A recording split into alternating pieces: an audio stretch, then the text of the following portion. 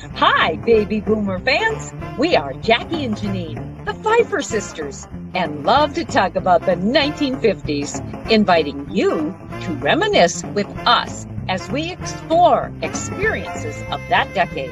Grab your favorite malt or Green River. Make sure you are wide awake and get ready to be inspired about the 1950s. Welcome to the 1950s Fun Chat. Hello, viewers, friends, countrymen, everyone, lend us your ears, please. This is another great fun chat that we are going to be presenting to you. I should probably be more distinctive, a 1950s fun chat, because that's the area in which we concentrate. Jackie, how can you introduce our guest today and our story? Well, first of all, I'd like to say welcome. Glad you're all with us, whether it be morning, noon, or night. Please direct your eyes to the banner that's going across the bottom, which says www.whilethewindmillwatch.com. And there you'll find all sorts of information about the 1950s Fun Chat. The previous ones, this is number 170, so you have a lot of viewing time if you care to view all of the 169 before this 170. But it also tells about the vendors, the book, and where is that little book? I know, I just noticed it myself. It's sleeping. It's sleeping. Okay. Well, anyway, the name of the book is While the Windmill Watched, A Slice of Rural America in the 1950s. And it was because of that book that we started this platform of interviewing people. And they're telling us especially about their lives or about something that affected them in the 1950s. So we're going to begin with a man named Dennis. Now, as with so many farm-raised children, our guest chose to transfer the values and work ethic he gained on his family's farm to the world of finance. Dennis Flanery was born at the Guthrie County Hospital and raised on a farm still owned by the family, located 5 miles north of Guthrie Center. He graduated from Guthrie High School and earned a BBA degree from the Iowa State University in finance. He has a long resume of banking and leadership experience. Dennis and his wife, Diane, have 3 adult children who live in the Des Moines area. So, Dennis, we welcome you to the 1950s Fun Chat. Yes. Good morning, and thank you for having me. Oh, pleasure. So perhaps healthcare in the early 1950s in Guthrie County, Iowa, was much like rural healthcare in other parts of the Midwest. But please tell us how your hospital began in the 1950s. I will. Yeah, I would imagine it'd be very similar to anywhere in the Midwest. And just for proximity purposes, Guthrie Center is located about an hour west of Des Moines and probably an hour and a half east of Omaha, to kind of give you where we're at. But we're a community of about 1,800 to 2,000. Back in the 50s, there was no hospital here starting in our actual hospital started in 1951. Prior to that, doctors in this area would have to send patients to Jefferson or Des Moines. So we're talking hospitals that are 30 to 60 miles away. And then they would have to go there for rounds. And also when you had an emergency situation, I would imagine this was the case in most rural areas, it was a voluntary ambulance service that would, have to leave their job, go to where the ambulance was, go to where the situation was, and then transport somebody to a hospital that was 30 to 60 miles away. So you could be talking about at a minimum 1 hour, maybe 2, maybe 3 hours before somebody got to a hospital. And so and having an ag community, and we all know how machinery was back maybe 40s, 50s, even 60s. There's a lot more safer equipment now, but lots of farm accidents. And so it was just a need to have something a little more local to serve our community. So a doctor by the name of Dr. Todd, who had come to Guthrie Center in 1945, and then was later joined by Dr. Neff in 1952. They were instrumental. Dr. Todd was instrumental in getting the hospital started here. And then with Dr. Neff's partnership, it sustained the hospital and has grown since that time. So How do you start a hospital?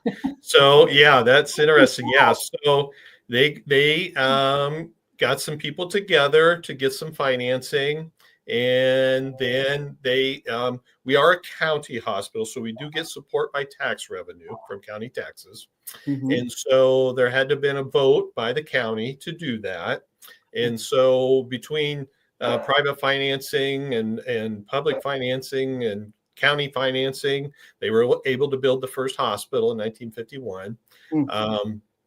I think there was around maybe 30 staff at that time. And then the two doctors were in private practice, but they were also the ones that came up and covered emergency visits and delivered babies and did some minor surgery, kind of did it all back then. So how many beds in that hospital? So we're currently at around 17 to 20 beds, depending on how you do that. So we're not a large hospital. And today, most stuff is almost done outpatient versus inpatient. So, and we are what's called a critical access hospital. And what that means is that people can come here and get stabilized. If they're going to need to stay in the hospital for longer than 2 to 3 days, then they are sent to a different hospital. So, or when maybe somebody has had something very extreme, but they're able to come back and do some therapy and they just need to be watched a little bit more, we can watch them for a longer period of time that way. But that's, and there's a lot of smaller hospitals that are set up that way. Well, in the 1951, when the Guthrie County Hospital began, I would probably think that the patients more likely stayed in a ward rather than a semi-private or a private room. Would that be so? Correct. Yeah. So a lot of there were some rooms that were set up as private, but a lot of them were set up dual. So there would be 2 patients in each room. And back then, if they needed to stay for 2 to 3 weeks, they stayed for 2 to 3 weeks. And so, So there wasn't a ward then? No. A hospital ward. Oh, no. How nice. Not when that was built, no. But we did deliver babies, and back then, a mother might stay in the hospital for 3 or 4 days or longer. We no longer deliver babies at our hospital, but just because of liability for the doctors, and you have to, you really have to concentrate on being a baby doctor now. So yes, when the Dr. Neth and Dr. Todd began the hospital, were they specialists or were they primary care physicians? They were just primary family doctors, so they just did a little bit of everything. I can get into a little bit about what they've done, but they both served time in World War II and did a lot of surgeries and care for wounded there. So they were able to do some minor surgeries, but they were primarily just your family doctor that you would go see for any ailment or anything you had going on. I'm sure one specialized a little bit more in something than the other, but they practiced together for a little over 30 years. And so I'm sure they had, you take this patient, I'll take that patient. But, did they make house calls back then? They did make house calls early on. Yep. And then they kind of settled in, as most doctors did.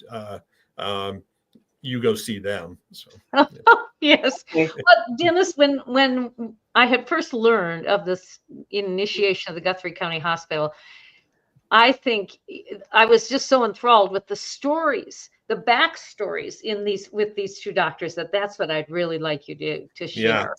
So Dr. Todd, who came in 1945 here and started a practice, he served in World War II.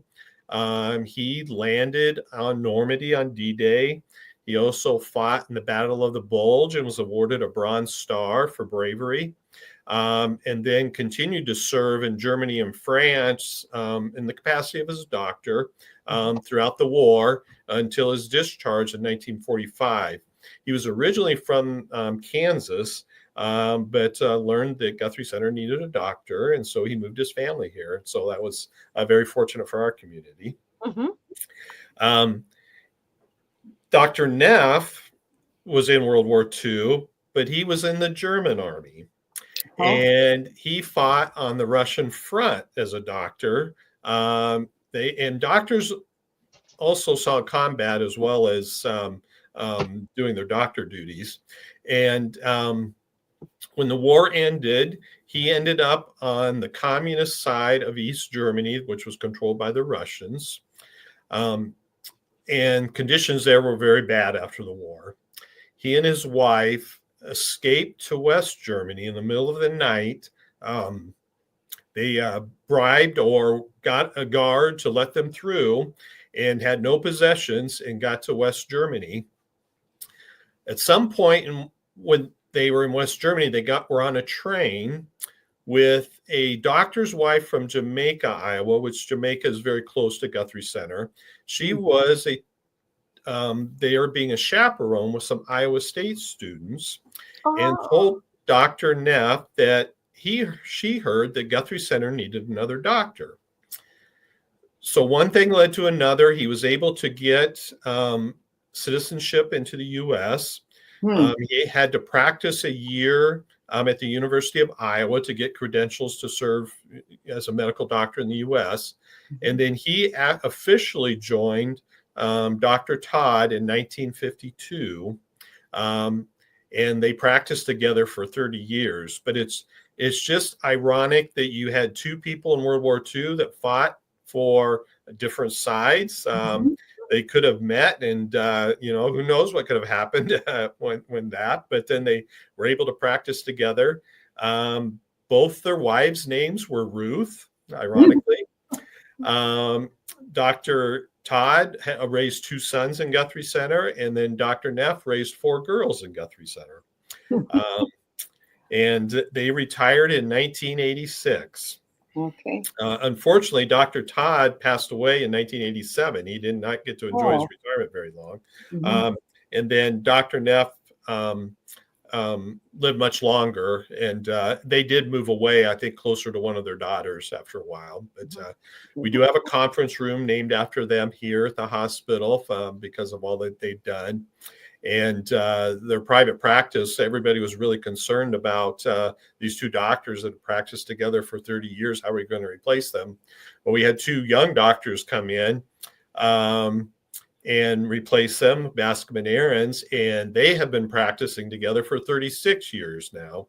And so they're getting close to retirement. So we're now looking for newer doctors to replace them. But the whole story about the World War II thing, and then to have two people that were enemies, basically, practice together for 30 years and have a wife, both wives named Ruth. It was just meant to be. It's just a fun story. Yes, and the doors that open for these people, it sounded relatively easy to become a U.S. citizen. Yeah, I don't know the exact process he had to go through and the timeline there, but yeah, he had to go through that, and he had to get permission to leave and come to the U.S., and then he had to get accepted at the University of Iowa to do this. And I don't know if that's the same now with the doctor, what they have to do when they come over to practice here. But it was fortunate for us. It was fortunate for me because Dr. Neff, the one that came from Germany, is the one that delivered me here at Guthrie County Hospital. Yes, I would say. And that was in 1962. So I wasn't quite in the 50s, but my mom graduated in 1958 and my dad graduated in 1957. So so they got to experience a lot of the hospital, and I was born here at the hospital. And Dennis, did your folks ever, in your childhood, even as you got older, did your folks ever talk about the 1950s and how that decade influenced their lives, other than? Oh yeah, very much so. They were pretty much grew up in high school through that time frame, graduating in 57 and 58. So. It impacted their lives quite a bit. Both my mom and dad grew up in farming communities, or as farmers. But my mom's side, my grandfather had coal mines, but it was in the 30s and 40s. But it was the kind of the dirty type of coal. So as cleaner coal became more prevalent, then there was not a need for that. But he had started his career as a coal miner and had And where several was coal that? mines. But then when that stopped, he sold his coal mines and then bought farmland. So Okay. So by where the time was my mom was kind of growing up later, it was farming operation. Then my dad grew up as a farmer too. So where is interesting. it? It's a side story. My dad, when he graduated from high school, bought a '57 Chevy, which was a very iconic car. Yes. And regrets to the day that he passed away that he's got rid of it. But in 1962, when the year I was born, he traded it for a 4-wheel drive pickup. Oh. And told my mom that, these can't get stuck. Well, they went out for a ride and got stuck. So, but, So, Dennis, where is this mining area? It was located here in Guthrie Center, just north. There's Springbrook Park. It's kind of located in there. There are still, you can go see kind of the remnants of the mines a little bit from where they were at. And there's a little, it's no longer called Fansler. I mean, it's on the little map in Guthrie County, but it's not really a town anymore. But that's the area where it was at. So where Lake Panorama starts, which is in Panora here, 7 miles east of us. At the beginning of that was up by where the water starts flowing in because it's fed by a river, are where the coal mines were. So. One does not think of coal mines when one thinks of that state at all. No, they do not. No. Okay. Yeah. So back up one more thing. Is there a German settlement in Guthrie County? There was not. So, which was interesting. I would say that, there's some German heritage, but not directly from that. My wife grew up as a German, but that would have been great-great-grandparent type stuff. A lot of Irish. I'm Irish. And so, but a little bit of that, but there wasn't any predominant, those people just came right over at the time that Dr. Neff did. So, and I would imagine that was kind of hard. You think about finding the Germans in the 40s and then having a German doctor come in 50s. There was probably a lot of people that were a little hesitant to be, associated with them. But I never heard that when I was growing up, and my folks never shared anything about that. And he was very personable and very good doctor. I think people just appreciated having the doctor and just kind of put aside where he was at. And then obviously, people now can say I'm a proud German, but I'm not sure during the 40s and 50s that was as popular to say. I remember my mom saying during the war when that they did not mention they were German at all. Yeah. No, you didn't mention that. Yeah. So I would imagine, but he was accepted in the community, and like I said, they raised their family here. And so he must have had a command of English from his. He did. He had a slight accent, but there was no. You could understand him very well. Well, good. Yeah. He was I have asthma, so I would have to go to the clinic once a week to get some shots. And then once in a while I'd have an asthma attack where I had to go in and see the doctor. He was always my favorite to see. So Dr.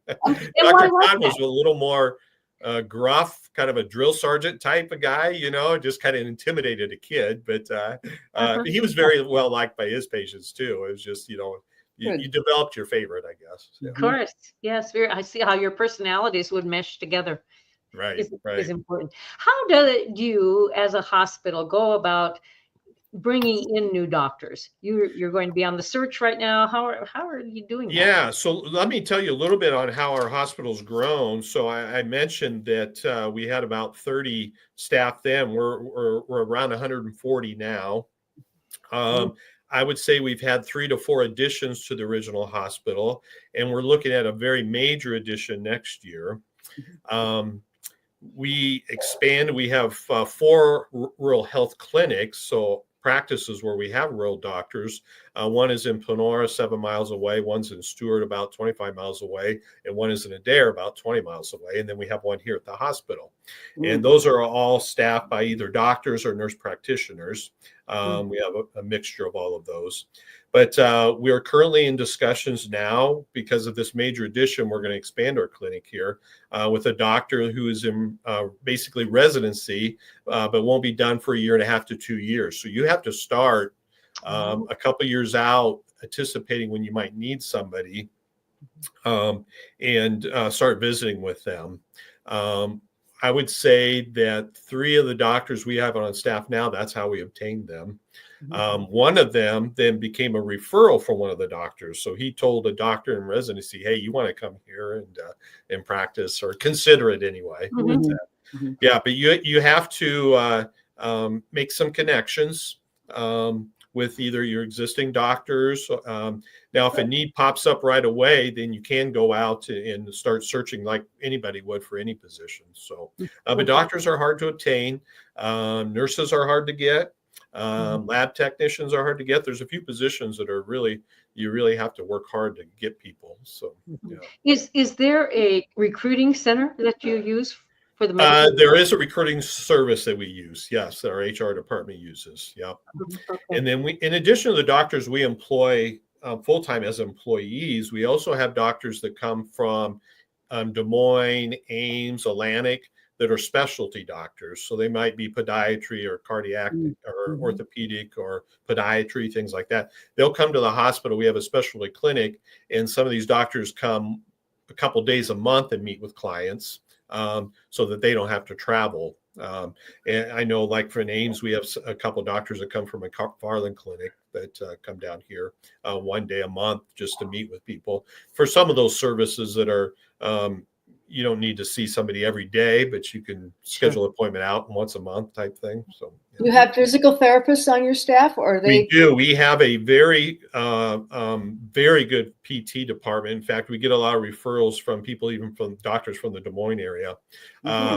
There's 7 or 8 physical therapists. There's 2 or 3 speech therapists and a couple occupational therapists.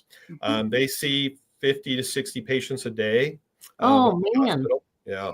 Our clinics see 100 to 120 patients a day. We, in fact, set a record here just within the last week or two where we saw 140 patients in one day. So, my goodness. Wow. Yeah. We have a very good PT rehab department. We have an orthopedic surgeon on staff. Interesting story there, where he was from Jefferson, which is 30 miles west of us, and that's Greene County Hospital. His wife was from Guthrie Center. They married, they live in Guthrie Center now, but we share him half-time with Greene County and half-time here. So, and he does a lot with an aging population, does a lot of hips and knees and other surgeries as needed. But there's not a lot of small hospitals that have an orthopedic surgeon on staff. No. Did you ever learn of the responses that the original doctors had with the growth of what they had started in that hospital at Guthrie Center, Iowa? Yeah, they were, I would say, with a small town, they were very, thought very highly of. And so they were people that everybody appreciated. They listened to them. They were very forward thinking, I think, as far as, the services that we needed here that were appropriate here. There's certain things that, you just can't specialize in everything. But it was just growing up. Everybody knew Todd Neff. It was just like, that's the way it was. And it wasn't just in our community. Panora, which is 7 miles away, and some other communities did not have doctors. So I would say that they were serving most of the county, except maybe the fringes where those people might go to a different area. But so it wasn't just our town itself that they served. They served quite a few others. Did every doctor carry a little black bag back in the 50s? I do remember that early on. Now later in life, you would watch TV shows with that or whatever, but I do know they had them. And I do know that when they early on did doctor visits, and I do remember being in the doctor's office a couple times, especially if it was a kind of emergency situation. Whereas it used to be, now if it's an emergency situation, they come to the emergency room at the hospital here. But sometimes if it was evening or whatever, they would just say, hey, meet me at our clinic. And so they would come walking in with their bag. Yeah. Yes. Yeah. And back in the 50s, I recall when nurses were certainly, their attire was certainly different than it is today. And can you tell us a little bit about that? Yes, I wasn't, but I do remember it. Yes, they had actually the nurse outfits or the hats and all that kind of stuff. And now it's scrubs, just because it's comfortable. So they have tennis shoes and scrubs. And then, but back then it was, you had to have the outfit. I think the white hose were probably the hats, certain types of shoes, and then the nurses were here for a long time, so once they started here, they served here 20 years, 30 years, things like that. And we still have some of those, but now nurses, they can travel, they can, the nursing competition is so great. You have insurance companies that want to employ nurses. You have traveling nurses, you have specialty nurses, whereas before they were, they might have a little bit of a specialty, but they might have to know it all. And now it's a little more broad-based, or they'll get a little more focused in certain areas. Do you know what the stripes on the nurse's cap meant? Because there's some. I don't. I wish I could tell you that, but there was a something about that. Okay. So there have been a myriad of changes, obviously, from the 50s to now. What comes to mind as far as being, besides the improvement of the size of the facility, what comes to mind as being some large changes that have helped? Yeah, so the biggest change for us would probably be when we became critical access, so that I would say what dictates all of this, the biggest change is insurance companies have a lot of input and about how you're treated, how the hospitals are paid, all of that kind of stuff. And some of that's good and some of that's maybe not so good. And so you may say, well, I would really like to have this patient 3 or 4 days, but the insurance company says, well, we're not going to cover that. They really, or they need to go on to a different level of care or things like that. So you have a lot of decisions made by staff that aren't here. What I'm going to say is insurance companies. And so that's probably been one of the biggest changes. And then now it's a mobile community. So sometimes, we have patients that well, I'll go see the doctor in Des Moines. I'm going to be down there shopping anyway, and so that's another thing that's probably changed throughout. Whereas back in maybe the 50s, it was, we had everything we needed here. So people didn't need to travel. That's similar to any small town retailing too. Right.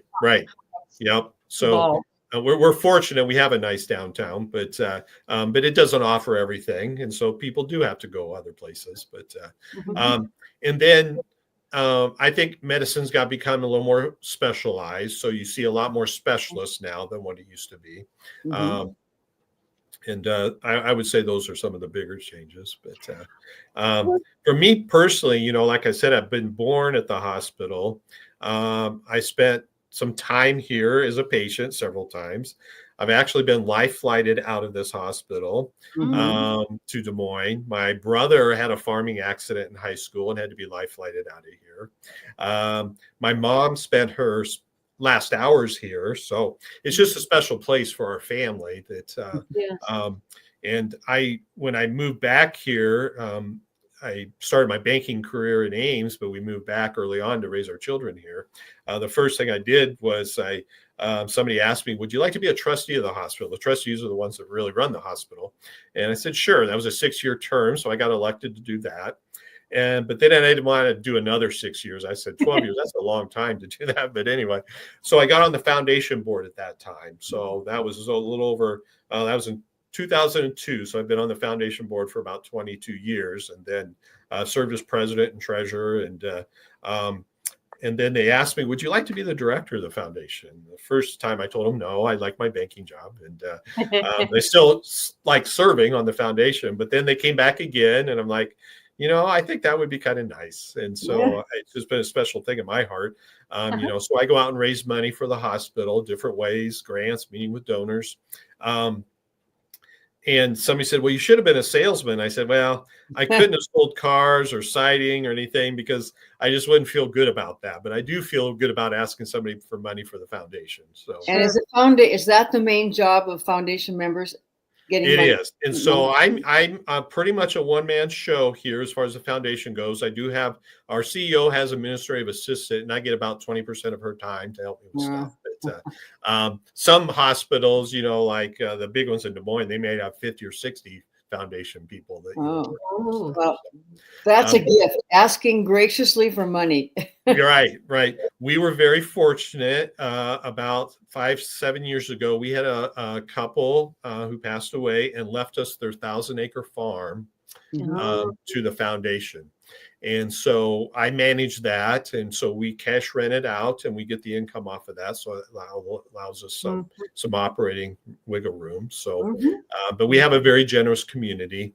We'll be doing a capital campaign next year as we do this big addition. But, it all goes back to the 50s when the hospital was started. And there's still a lot of people in this community that remember Todd and Neff, even though Bascom and Aaron's have been here for 30 some years that took over for them. So those are the types, those old stories and how it started and where we're headed. We just need to keep that going.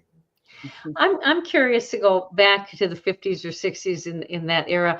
What was health insurance like, or medical insurance? A lot of them didn't have it. It's interesting you brought that up because I made a note here. I saw when I was born in 1962, I saw that I had a doctor's appointment but when I was like 2 years old, 1964, the office visit was $2. And so, and that was it. So I imagine that, you didn't really need necessarily.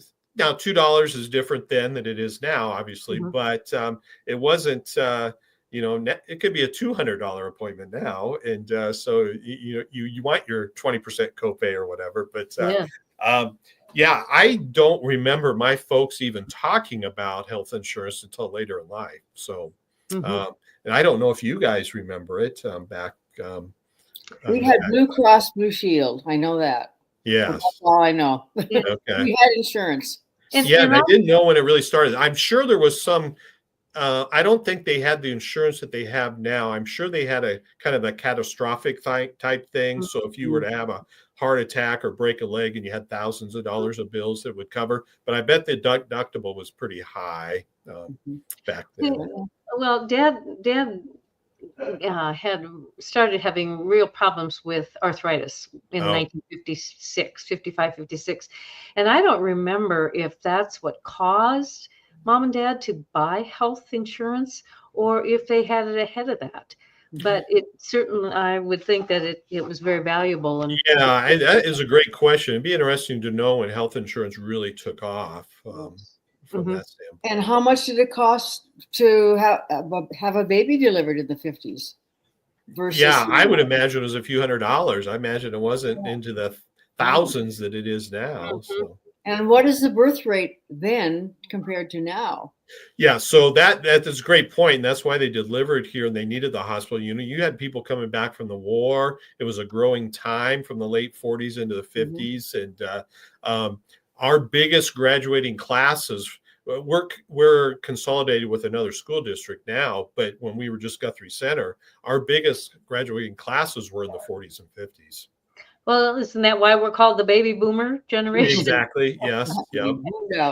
A war can do that. Yeah, a war can do that. Yes. Influence. Or the end of the war would do that. End of the war. That's right. Yes. End of the war that you won. Yes. Yeah. So, Yes, exactly. Well, Dennis, we're getting near the end of our conversation. If there is one item in the 1950s that was, or from the 1950s, that has been most influential in your life, can you share that with us, please? What's been influential to me is that throughout the years, meeting the people that my parents graduated with and talking stories about high school, the high school that they went to is now torn down, but when I was in school, it was a junior high. So I remember as a kid going to events. Now, this would be the 60s and 70s, but I think back to the time that my folks would have been doing the same types of things back in school, and just the stories they talked about. I know my dad might have got a little ornery with friends in his 57 Chevy, and so hearing a few of those stories, but and then the farming thing, because I was fortunate. All my grandparents lived to be in their 80s, and so hearing a lot of stories about, you know, how they farmed back then. You know, we bought my mom a tractor that my mom would drive on the farm. It's a 1958 Ford F89 that, you know, that they just farmed with little tractors then, but back in the 50s. And so we bought that and have it still today. And so those are the types of things that I wish my dad had kept his 57 Chevy. I would talk about that, but I've seen lots of nice pictures. It was black, two-door. It was a very sharp car. So Yeah, they all were. Yeah. that style. Did he drag race with that car? No, I don't think he drag race with it. Now, he might have lent it out to some people that did. I don't know. He let go of that precious car? Yeah. He didn't drag Maine? You know, it was, and I do remember that it cost him $2,000 to buy that car. Wow. Yep. And gas was probably 20 some cents a gallon? Yeah, very cheap. Yes. Yep. Yes.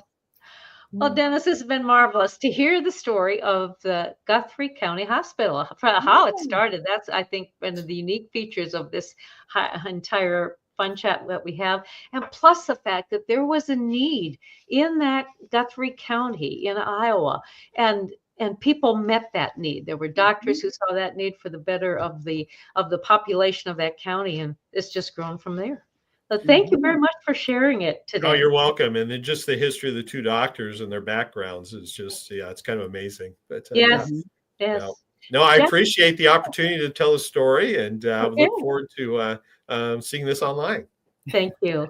Jackie, how can you close our program, please? Just want to remind people that, yes, we are online. This goes live Monday nights at 8 o'clock Central Time on our YouTube channel. And you can also go to WWII While the Wind Will Watch to see it and other fun chats. So until next time, tell your friends, even your family, about the 1950s fun chat. So till then, toodaloo. Bye-bye. Bye-bye. Bye.